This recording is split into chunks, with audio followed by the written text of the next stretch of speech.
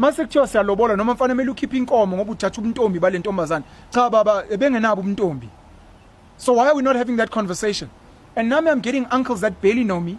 She's getting uncles that barely know her to come and discuss something so big. And my issue is a lot of these things end up causing more harm than good. Ukulobola nokuhlawula was meant to bring families together. Fix any things that may have been done wrong and then get us to maybe raise these children together. Get us as a couple to bring our families together so that we build. But these things have been destructive. And because of poverty mentality, your family is now going to demand 50,000, 100,000 from me. Ngoba nabo bawile bafuna ukuvuka ngami.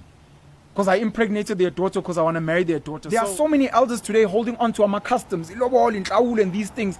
And a lot of them have been miseducated. Hayi mfana ukuthi awulazi isiko ilobolo liwu 50,000 cha mkhulu. That's wrong. Yayingekho leyo mali back in the day. So how dare you say that?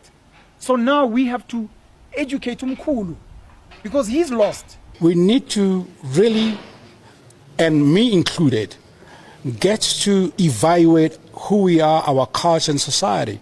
Because if we're going to be doing things like lobola on a basis of cash, is this how the shit started 100 years ago? Yes, we're not living 100 years ago, but what was the principle behind it? What was the motive? Yeah. If anybody comes to me now and said 200,000-300,000 lobola, you understand what I'm saying? Yeah, because if it's going to that uncle that was not there from age 2, fuck you, go get a job. Yeah. You know what I'm saying?